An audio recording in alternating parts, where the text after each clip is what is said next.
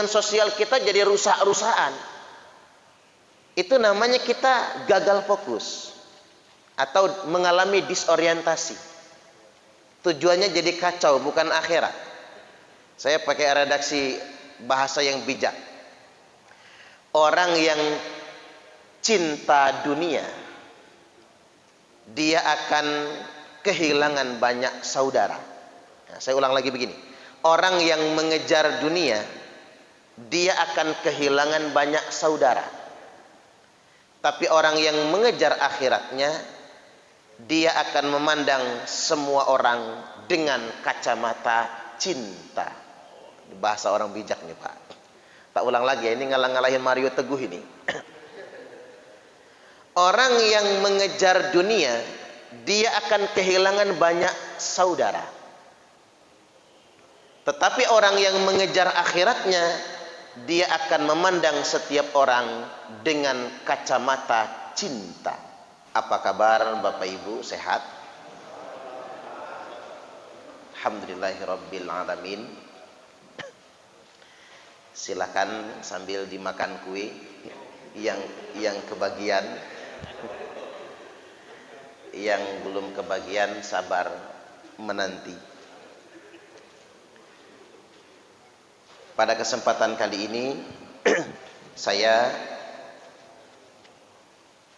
akan mengkaji kitab Riyadhus Shalihin di bab yang ke-29 dan bab 31. Tapi saya mengambil tema sendiri, bukan tema yang di sini. Temanya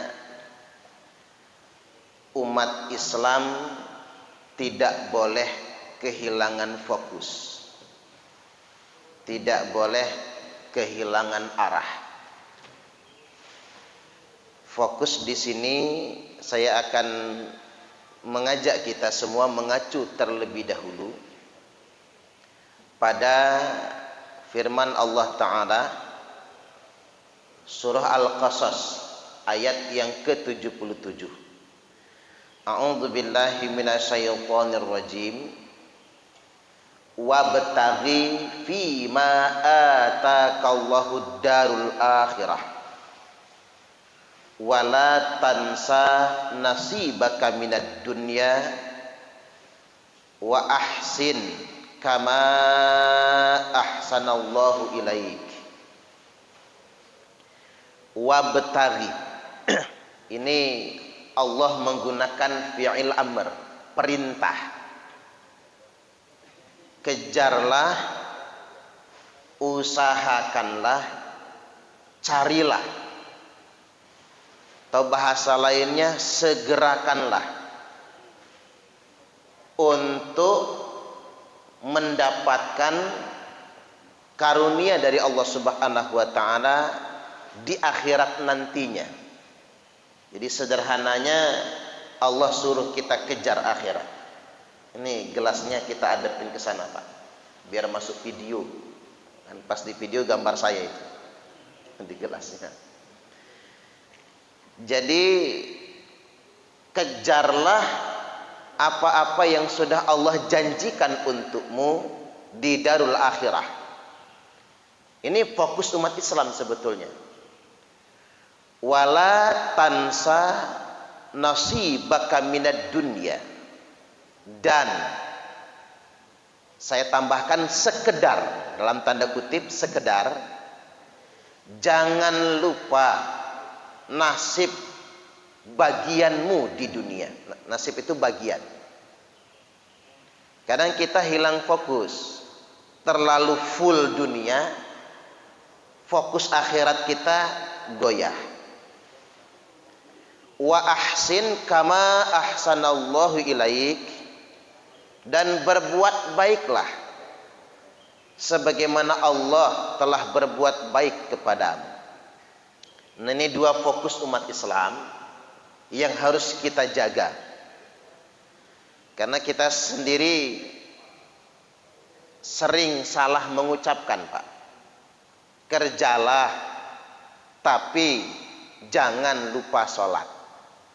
Kita pakai fi'il amr untuk kerja, cari duit, cari kaya, kerjalah. cari duitlah, berusahalah. Tapi kalau bisa jangan lupa sholat. Agak benar tapi kurang tepat. Karena ayat itu nggak kayak gitu kalimatnya. Ayatnya mengatakan kejar akhirat, bekerja untuk akhirat, berjuang untuk akhirat, sekedar jangan lupa dunia. Itu maksudnya. Kalau kita mah rata-rata kebalik, Pak. Kejar dunia tapi jangan lupa akhirat. Kebalik kan rata-rata. Jadi urusan akhirat ini sekedar jangan lupa. Kita ini ketipu kadang kan. Padahal dunia sementara, akhiratlah yang kekal abadi selama-lamanya. Dan kadang-kadang kita ini mohon maaf berjubah seperti saya ini, berpeci, tapi kadang-kadang kalau nggak diingatkan mengalami disorientasi. Namanya disorientasi, gagal fokus. Terlalu ngepul buat dunia. Padahal kita bicara tentang agama. Padahal kita duduk tegak berdiri di atas nama agama. Padahal kita berpakaian, berjubah dan bersimbolkan agama. Saya ambil contoh sederhana sajalah. Urusan dunia itu kan muternya harta, tahta, wanita. Sadar atau tidak sadar gara-gara 3 perkara itu banyak orang jadi musuhan. Hubungan sosial kita jadi rusak-rusakan. Itu namanya kita gagal fokus atau mengalami disorientasi. Tujuannya jadi kacau, bukan akhirat. Saya pakai redaksi bahasa yang bijak. Orang yang cinta dunia, dia akan kehilangan banyak saudara. Nah, saya ulang lagi begini. Orang yang mengejar dunia, dia akan kehilangan banyak saudara. Tapi orang yang mengejar akhiratnya, dia akan memandang semua orang dengan kacamata cinta. Bahasa orang bijak nih, Pak. Tak ulang lagi, ini ngalah-ngalahin Mario Teguh ini. Orang yang mengejar dunia, dia akan kehilangan banyak saudara. Tetapi orang yang mengejar akhiratnya, dia akan memandang setiap orang dengan kacamata cinta. Kita ambil pembuktian dulu. Harta, tahta, wanita. Kalau fokus hidup kita ini ngejar harta, jangankan orang lain, jangankan kompetitor dalam bisnis, saudara kandung pun bisa jadi musuh. Banyak cerita orang rebutan warisan. Bahkan anak ngegugat ibu kandungnya sendiri ke pengadilan banyak. Karena fokus hidupnya terhadap harta. Kita buka warung, kelontong. Tetangga buka warung, kelontong. Kita merasa tersaingi. Akhirnya enggak teguran sama tetangga. Karena dunia fokusnya, bukan akhirat. Kalau kita fokusnya ke Allah, kita percaya mau dagang dempetan juga rezeki dari Allah. Selanjutnya tahta. Gara-gara tahta itu, Pak, banyak orang musuhan. Tapi kalau orang cinta akhirat nggak kayak gitu. Orang yang cinta akhirat, ya yang namanya pilkada, pemilu, pilpres hanya dianggap kompetisi, ibarat orang lomba. Lawan dalam pilkada adalah teman dalam bertanding. Itu orang bagus tuh, niatnya ngepas. Tapi kalau kita gagal fokus, dianggap lawan beneran. Kalau bisa sampai akhirat surga aja pisahan. Kalau bisa, lo surga bagian sono, gua surga bagian sini. Saking musuhannya itu. Gara-gara tahta. Dan sudah banyak akibatnya. Perang Jamal, perang Siffin, termasuk cucu Nabi Imam Hasan diracun, Imam Husain dibunuh. Gara-gara apa? Masalah tahta. keserakahan Yazid bin Muawiyah. Semua jadi musuh karena fokusnya apa? Fokusnya dunia. Wanita, banyak cerita bunuh-bunuhan gara-gara perempuan nih. Nah, umat Islam tidak boleh gagal fokus itu. Nah, barang siapa yang mengejar akhiratnya, dia akan memandang setiap orang dengan kacamata cinta. Orang yang fokusnya ke Allah, fokusnya akhirat, nggak gampang nyebut orang lain musuh, Pak. Nggak gampang. Ngelihat orang kafir yang sedang berjibaku dengan agamanya, umpamanya, kalau orang fokusnya akhirat, dia bukan mencaci, dasar kafir, percuma ibadah yang disembah juga bukan Allah. Ini masih dunia kita, masih ego. Tapi kalau orang fokusnya akhirat tidak begitu. Ya Allah, berikan mereka hidayah sebelum ajal menjumpai mereka. Nah, ini fokusnya sudah akhirat nih. Kalau melihat ahli maksiat, beda yang fokus dunia sama fokus akhirat. Kalau yang fokus dunia, dasar ahli maksiat, mampus lo sono. Mulai mencaci maki, Pak. Mulai berdoa yang jelek-jelek, melaknat. Tapi kalau fokusnya akhirat tidak, ya Allah, mereka ahli maksiat. Sedangkan saya belum pernah berdakwah kepada mereka. Untuk negur mereka saja saya nggak berani. Ngajak mereka datang ke masjid saya nggak berani. Ya Allah, mohon berikan hidayah kepada mereka agar mereka bertobat sebelum kematiannya. Karena fokus kita akhirat. Jadi benar pernyataan, barang siapa yang mengejar dunia, maka dia akan kehilangan banyak saudara. Tapi barang siapa yang mengejar akhiratnya, semua orang akan dia pandang dengan kacamata cinta. Tidak gampang nyebut musuh kepada orang lain. Yang berikutnya, wa ahsin kama ahsanallahu ilaik. Berbuat baiklah sebagaimana Allah sudah berbuat baik kepadamu. Luar biasa ini, Pak. Enggak keturutan, enggak. Jadi perbuatan baik itu tidak ada batasnya. Wong Allah berbuat baik sama kita juga nggak ada batasnya. Kebaikan yang tak terhingga, yang harus kita bagi dengan sesama kita. Nah, sekarang kita masuk. Konkretnya kebaikan itu kayak mana? Ini konkretnya. Masuk ke bab 29 dari kitab Riyadhus Shalihin. Qala Allah Ta'ala, Allah Ta'ala berfirman, A'udzubillahi minasyaitonir rajim. Waf'alul khaira la'allakum tuflihun. Kerjakanlah selalu oleh kalian kebajikan-kebajikan agar kalian semua menjadi orang-orang yang beruntung. Jangan pernah berhenti menjadi orang baik dan jangan pernah berhenti untuk selalu berbuat kebaikan. Surah Al-Hajj.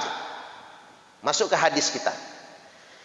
Dari Abdullah bin Umar radhiyallahu anhuma, dia berkata, Nabi sallallahu alaihi wasallam sesungguhnya telah bersabda, al muslimu akhul muslim. Muslim yang satu adalah saudara bagi muslim yang lain. Nah, ini fokus kita jangan hilang. Fokus kita jangan hilang. Kita ini bersaudara. Jangan hanya gara-gara perbedaan, semangat bersaudara kita menjadi turun. Maksud saya begini, Pak. Kadang-kadang kita ini motivasi bersaudaranya pudar. Karena kita salah mengambil ikatan. Saya ditanya, apa ikatan persaudaraan? Al-kufu amman qala la ilaha illallah. Kendalikan diri kalian pada orang yang masih mengucapkan kalimat la ilaha illallah. Tuh fokus persaudaraan kita. Jangan ikatan partai yang dipakai. Kalau ikatan partai yang dipakai beda pilih partai, musuhan. Jangan ikatan organisasi yang dipakai.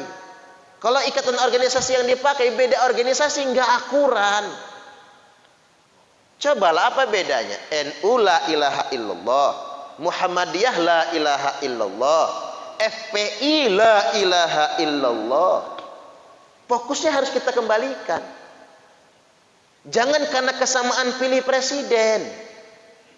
Nanti beda pilih presiden kita musuhan.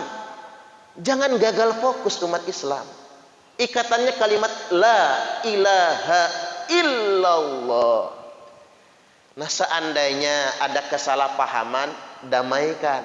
Nanti kita bahas di bab itunya. Saya bacakan dulu di awal hadis. Al-muslimu akhul muslim. Muslim satu adalah saudara bagi muslim yang lainnya. Ini fokusnya nggak boleh hilang kita. Ini yang harus kita pegang. La yazlimuhu wa la yuslimhu. Tidak boleh menzaliminya. Tidak boleh menzalimi sesama kaum muslimin.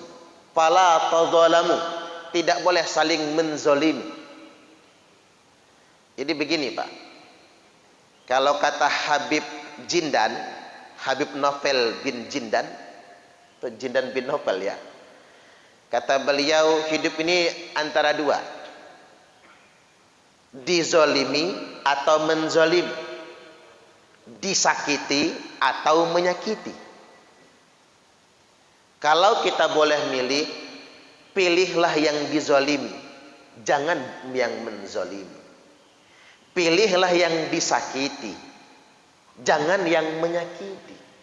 Pilihlah yang dicaci, jangan yang mencaci. Pilihlah yang dihina, jangan yang menghina.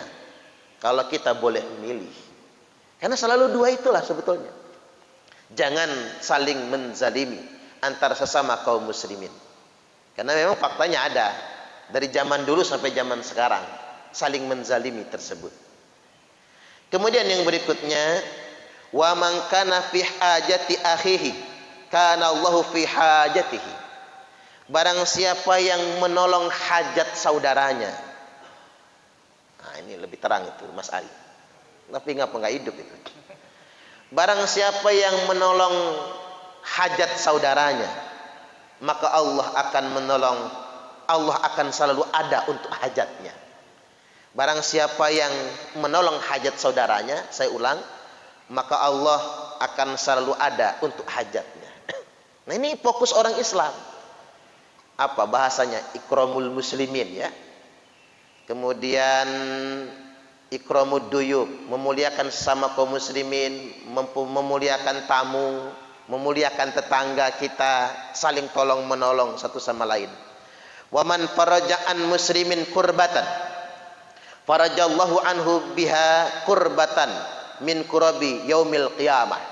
Barang siapa yang melepaskan dari saudara muslimnya satu beban kesulitan dunia, maka Allah akan melepaskan baginya beban dari kesulitan di hari kiamat nanti. Makanya Nabi punya program membebaskan hutang saudara muslim. Kita ini terus terang Bapak Ibu, terlalu full kerja bisnis, terlalu banyak kerja politik, lupa nolong orang kita ini Pak. Bisa lupa kita nolong sesama kita. Lupa, karena kerja bisnisnya terlalu banyak. Kerja politiknya terlalu banyak, full banget. Itu tanpa kita sadari, virus-virus politik itu menjangkiti kita semua tanpa kita sadari itu.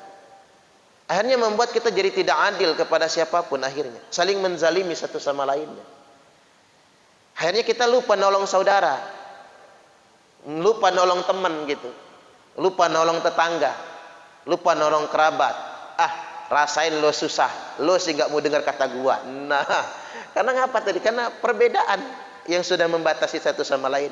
Padahal kita punya motivasi yang sama. La ilaha illallah. Bahkan kalau bisa Bapak Ibu, karena kebaikan Allah tak berbatas, kita juga kalau berbuat baik jangan dibatasi. Maaf Mas, saya mau nolong sampean. Sampean orang Islam bukan? Bukan Pak. Kalau begitu sorry ya Mas, karena sampean bukan Islam, enggak saya tolong. Kalau bisa jangan begitu Pak. Bantulah dia, tak perlu bertanya apa agamanya. Itu kebaikan yang tak berbatas itu, yang harus kita miliki, karena Allah juga tak berbatas memberikan kebaikan kepada kita. Nah, asbab itulah mereka pun akan mendapatkan hidayah dari kita semua. Kemudian yang berikutnya, waman satara musliman satarahullahu yaumal qiyamah. Barang siapa yang menutup aib saudara muslim, maka Allah akan menutup aibnya pada hari kiamat nanti. Ini kerja bongkar-bongkar aib ini, subhanallah. Ini kerja-kerja yang menurut saya merusak. Kayaknya seneng banget ya nyebarin aib orang itu, seneng banget. Kayaknya kalau orang yang nggak disukai itu ketahuan aibnya, wow, viral langsung diviralkan. Makanya ciri orang muslim yang baik itu, man salimal muslimuna min lisanihi wa yadihi. Yang selamat saudara muslimnya dari lisannya dan dari tangannya. Mengapa Rasul nyebutnya lisan dulu baru tangan? Karena kalau tangan, Pak, yang sakit sejangkauan tangan, nggak jauh, nggak banyak. Tapi kalau lisan, orang yang di Amerika pun bisa kena gara-gara lisan kita. Terlalu banyak yang disakiti. Makanya orang bangkrut bukan karena kezaliman tangan. Orang yang bangkrut disebutkan Nabi karena kezaliman lisannya. Itu berbahaya sekali sebetulnya. Tutuplah aib saudara muslim kita. Man ayyara akhahul muslim lam yamut hatta ya'malah. Barang siapa yang menyebar-nyebarkan, menyiar-nyiarkan, memviral-viralkan aib saudara muslimnya sendiri, maka tidak akan mati dia sebelum dia melakukan aib yang serupa. Serem banget. Saya terus terang, Pak, termasuk aib-aib ulama. Ulama juga manusia. Aib-aib ulama jangan disebar oleh kita. Apalagi kita nggak tahu fakta yang sebenarnya. Sekarang kita ini justru kalau aib ulama kita sebar, yang malu kan kita sendiri orang Islam. Jadi walaupun berseberangan pemahaman atau apapun lah namanya, kita hindari betul itu, menyiar-nyiarkan aib. Apalagi begini, aibnya ini belum tentu benar. Kalau sesuai dengan fakta, itu namanya gibah. Wal ghaibatu asyaddu minaz zina. Gibah lebih kejam daripada perzinahan. Tapi kalau nggak sesuai dengan fakta, itu namanya fitnah. Dibumbu dikit, ditambahin, dibuat narasi. Wal fitnatu asyaddu minal qatli. Dan fitnah lebih kejam daripada pembunuhan. Loh ngapa? Karena fitnah itu orangnya masih hidup, tapi kehormatannya sudah hancur. Fisiknya masih sehat, jasadnya masih tegak, tapi kepala nunduk ke bawah. Malu, gak bisa tegak di tengah khalayak ramai. Makanya mending bunuh orangnya. Jelas, Pak, kalau dibunuh orangnya mati, dia mati syahid. Namanya maktul, dibunuh, dia mati syahid. Kalau dibunuh orangnya, tapi kalau dibunuh kehormatannya, nyawa masih ada, tapi malunya nggak ketahan. Maka benar, fitnah lebih kejam daripada pembunuhan. Tuh kezaliman lisan kita. Seandainya pun benar, tutup aib. Tapi kalau salah, lebih zalim lagi kita. Karena ngapa? Fitnah lebih kejam daripada pembunuhan. Fokus ini jangan hilang. Fokus ini jangan hilang. Karena kadang-kadang ini tadi, udahlah, nggak harus selalu contohnya politik ya Pak. Dagang aja sama tetanggaan, mulai itu lihat dagangan tetangga laris, dukun dia, main dukun dia. Kemarin saya lihat dia nyiram air ke depan warungnya. Kan begini, nih mulai gosip tuh. Habis ngegosip, fitnah dia, nyebar kemana-mana. Baik, saya lanjutkan lagi. Man nafasa'an mu'minin kurbatan min kurabid dunya. Ini hadis yang berikutnya dari Abu Hurairah, penguatan dari hadis yang sebelumnya. Barang siapa yang melepaskan an mukmin, dari seorang mukmin, kurbatan, suatu kesulitan. Banyak ulama yang menjelaskan kurbatan di sini berkaitan dengan utang. Tapi secara umum semua kesulitan dunia yang lainnya. dari kesulitan dunia, min kurabid dunia, yang termasuk dari kesulitan-kesulitan dunia. Nafasallahu anhu kurbatan min kurabi yaumil qiyamah, maka Allah akan lepaskan untuknya kesulitan dari kesulitan pada hari kiamat nanti. Maksudnya begini, kita membebaskan saudara muslim kita dari beban dunia hari ini tak sia-sia. Begitu di akhirat kita mau dilemparkan ke dalam neraka, enggak jadi kata Allah. Orang ini pernah nolong Mas Ari bayar utang. Parman, bener kamu pernah nolong? Iya. Kalau enggak tak bayarin utangnya, bangkrut Mas Ari misalnya. Maka kata Allah, masukkan Parman ke dalam surga. Nah, itu garansinya, Pak. Jadi jangan pernah merasa sayang menolong saudara muslim kita. Selanjutnya, waman yasara an mu'sirin yasarallahu alaihi fid dunya wal akhirah. Barang siapa yang memudahkan, ini bukan beban, memudahkan urusan. Kalau orang punya urusan sama kita, yang sulit dibikin mudah, yang mudah dibikin lancar. Kalau bisa. Ini mentang-mentang kita orang yang berwenang, orang punya urusan sama kita, mulai ada uang, urusan lancar. Iya. Jangan sampai kayak gitu. Jadi itu yang mudah kok dibikin sulit. Kalau bisa yang sulit dibikin mudah. Barang siapa yang memudahkan urusan, maka Allah akan memudahkan urusan di dunia sampai akhirat. Ini enak juga nih kalimatnya. Yasarallahu alaihi fid dunya wal akhirah. Allah mudahkan untuk dia, bukan akhirat saja, Pak. Dunia dan akhirat juga. Ini double ini. Selanjutnya, waman satara musliman. Barang siapa yang menutup aib saudara muslimnya, cukup sampai di dia saja. Satarahullahu fid dunya wal akhirah, maka Allah akan menutup aibnya juga. Dunia sampai akhirat. Ini double juga nih. Kita tutup aib saudara kita di dunia.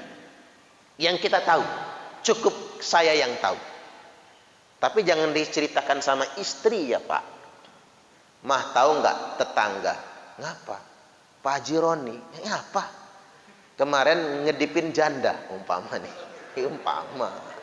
Jandanya Bunga Citra Lestari soalnya. Tapi mamah jangan bilang-bilang. Ngapa ya Pak Haji Roni kanji? Nah, tambah kasar kalimatnya. Jangan bilang-bilang. Nanti istri, ya Pak, nggak bilang-bilang. Nanti istri ngerembet ke tetangga sebelahnya lagi. Jangan bilang-bilang ya. Kalau udah 40 orang jangan bilang-bilang, Pak. Nyebar aib orang. Makanya cukup sampai di kita. Sama istri pun jangan diceritakan. Ibu-ibu juga kalau tahu aib orang, sama suami pun jangan diceritakan. Cukup sampai di kita. Kita tutup itu semua, maka barang siapa yang menutup aib saudaranya, satarahullahu fid dunya wal akhirah. Allah akan tutup aibnya selama di dunia. Dan Allah juga akan tutup semua aibnya ketika di akhirat nanti. Ditutup di dunia, enggak tersebar. Ditutup di akhirat, Allah ampuni semua dosa-dosa kita itu. Allahu Akbar. Selanjutnya, wallahu fi aunil abdi maka al-abdu fi auni akhihi, dan Allah akan terus menolong hambanya selama hambanya mau menolong saudara muslimnya sendiri. Nah, ini program umat Islam tuh ini, Pak, program misionaris. Kan orang punya misionaris tuh, yang nggak sekolah, nggak bisa sekolah disekolahkan, itu misionaris. Yang nggak punya orang tua disekolahkan sampai Amerika. Yang nggak punya beras dikasih beras, yang nggak punya supermi dikasih supermi, sampai ketukar agamanya. Nah, orang Islam juga ada misionarisnya. Ini misionaris kita yang ambil alih program itu. Mereka yang nggak punya beras kita kasih beras, mereka yang punya utang kita bayarkan, yang nggak bisa sekolah kita sekolahkan. Sampai mana? Sampai Mesir, ayo kita sekolahkan. Ini program kita, misionaris itu. Itu kan program Nabi. Kok orang lain yang ambil? Kita malah salah ngomong. Pak, Bapak sholat? Enggak, pantesan Bapak miskin karena Bapak enggak sholat. Kita masalah, kita mah Yahudi ceramahnya. Ceramah Islam enggak kayak gitu. Bapak enggak sholat ya, Bapak hidup susah ya nih. Ini Bapak, ini beras sekarung, ini duit 100.000, tapi saya bukan calon wali kota, bukan gitu. Bukan calon legislatif, ini uang cepet, ini sarung, ini sajadah. Yuk Bapak ke masjid. Keren banget Pak. Itu dakwah misionaris sebenarnya itu. Misi kita itu memang. Kan nggak salah juga, jelas. Kalau kita nolong hamba Allah, maka Allah akan menolong kita. Allah akan tetap terus menolong kita semua. Makanya benar kalau kata Syekh Abdul Qadir Al-Jailani, sesuap nasi yang engkau masukkan ke dalam perut orang yang lapar, itu lebih baik daripada membangun 1000 masjid jamiah. Karena umat Islam hilang fokus. Beragama tapi malas nolong orang. Itu hilang fokus namanya. Daripada tahun 2020 kita ribut ngapa nggak bisa umroh, udah kangen betul sama Baitullah. Wah, kan gitu ya. Ya Allah, cepatlah corona ini pergi, payah kok nggak bisa umroh. Ingat perkataan orang bijak. Orang kaya bolak-balik umroh dengan alasan rindu rumah Allah. Padahal Allah lebih rindu dengan orang kaya yang berbagi dengan fakir miskin. Betul nggak Pak kira-kira? Ini hilang fokus kita. Coba kalau kita bolak-balik umroh sekeluarga 100 juta, 100 juta. Uang segitu Pak, nggak mesti tiap tahun kan umrohnya. Bagi sama kerabatnya, bagi sama saudaranya, bagi sama fakir miskin. Kalau bisa buat mengentaskan kemiskinan. Allahu Akbar. Banyak hal yang harus kita bantu, banyak hal yang kita tolong. Makanya kita digerakkan 1000 itu kan begitu. Banyak yang kita tolong ya. Bahkan kemarin ada pondok yang nggak ada debit airnya, sumurnya kering. Jadi santrinya mandi hujan kalau hujan tuh Pak. Dan numpang-numpang tetap tempat tetangga.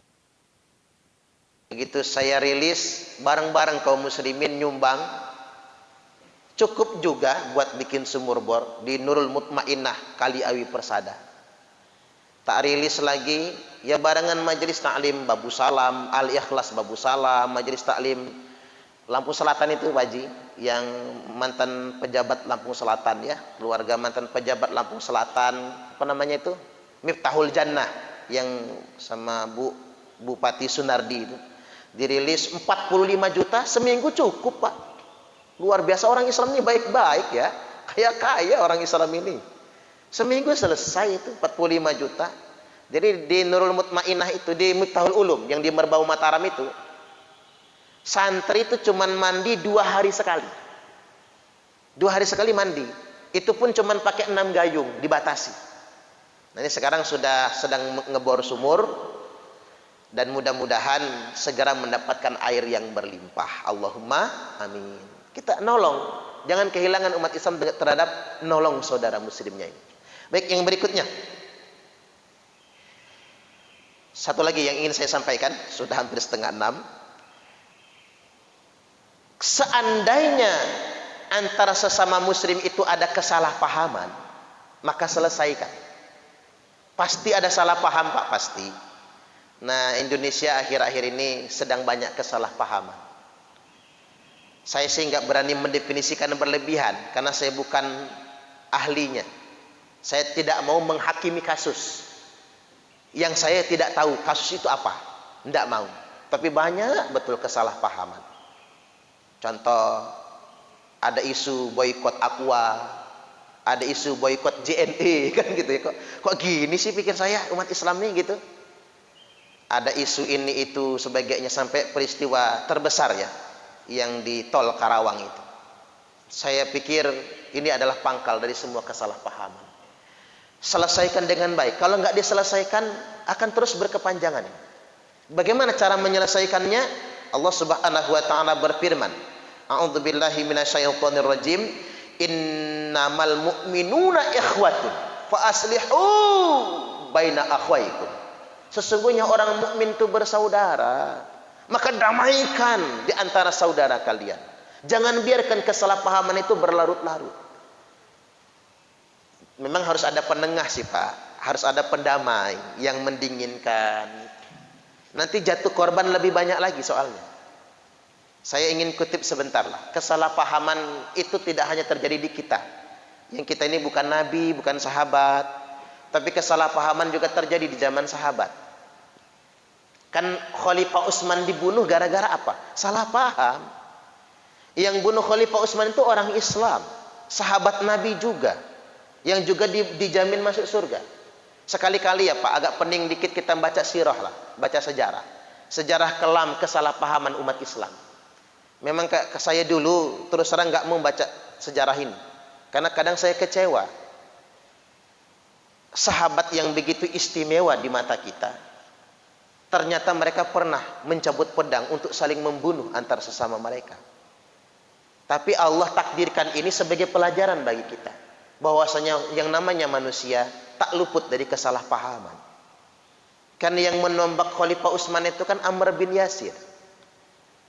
Kita kenal dalam sejarah, di kitab Fadilah Amal kita baca bagaimana kemuliaan Sumayyah, Yasir, dan Amr bin Yasir. Bagaimana tragisnya Sumayyah ibunya yang ditombak, tragisnya Yasir yang disiksa. Nah, anaknya Amr bin Yasir, as-sabiqunal awwalun, generasi pertama masuk Islam. Tapi karena salah paham, terjadilah tragedi berdarah di waktu sholat tahajudnya Utsman bin Affan. Enggak lama kemudian ada perang Jamal. Ali bin Abi Thalib pemerintah berperang dengan kubu oposisi Aisyah Ummul Mukminin. 18.000 sahabat Nabi meninggal dunia dalam perang saudara. Itu sebabnya apa? Kesalahpahaman. 6 bulan kemudian perang Siffin, 80.000 sahabat Nabi meninggal dunia. Zaman Khalifah Ali bin Abi Thalib, Pak. Itu siapa yang perang? Apa Indonesia lagi? Apa Belanda versus Indonesia? Bukan. Apa Quraisy versus Islam? Bukan. Islam versus Islam. Levelnya sahabat itu levelnya. Perang itu level sahabat. Kenapa? Kesalahpahaman. Harus ada islah. Mumpung belum banyak korban sedemikian rupa. Coba kita lihat negara-negara yang berkuasa, yang menjajah itu. Amerika itu, mereka sudah mampu menyelesaikan kesalahpahaman dalam negeri mereka. Padahal mereka mayoritas non-muslim. Walaupun mereka beda, kemarin ada yang Donald Trump, ada yang Joe Biden. Makanya presiden Amerika pertama yang asli orang Lampung. Joe Biden katanya Pak. Joe Biden yang asli orang Lampung. Walaupun orang Lampung jadi presiden, enggak ribut. Ribut-ribut aja, riak-riak, habis itu ya sudah. Itulah sebabnya mengapa Amerika bisa menguasai dunia. Makanya mereka solid di dalam negeri, walaupun mereka beda. Eropa gitu. Cina, coba lihat Cina, Pak. Cina itu dengan tangan besi komunisnya, siapa yang ngelawan dijejek sampai habis. Pernah kejadian Tibet kan? Tibet itu pendeta-pendeta Tibet dieksekusi mati tanpa pengadilan. Gara-gara melawan pemerintah. Jadi semua kekuatan itu, karena mengapa? Mereka negara besar dengan populasi penduduk 1,2 miliar. Kalau mereka nggak tangan besi, rusak negara mereka. Perang saudara nanti. Pisah negara masing-masing. Maka pakai tangan besi. Walaupun kita nggak setuju sama tangan besinya tetap ya.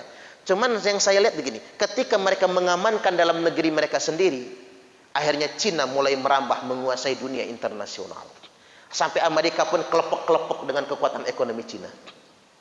Nah, orang Islam, Yaman perang, Arab Saudi ikut perang, Suriah perang, Irak perang, Afghanistan perang, Libya perang. Lemah kita. Karena sesama orang Islam sendiri bunuh-bunuhan. Gara apa? Gara-gara kesalahpahaman yang tidak diselesaikan. Saya ingin sekali, tetap kalau ada kezaliman, Ustadz, gimana kalau penguasa zalim? Begini Pak, saya ajarin rumusnya. Kalau orang berbuat zalim sama kita, kalau dia nampar kita, kita tampar balik, selesai.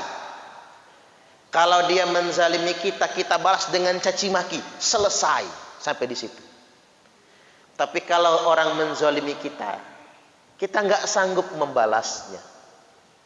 Kita tidak memukulnya, Kita tidak mencaci makinya, tapi kita diam. Nanti Allah yang akan membalasnya. Makanya takutlah sama orang yang tidak membalas. Karena pasti Allah yang membalasnya. Itu pernah kejadian, Pak. Pernah kejadian, banyak kejadian.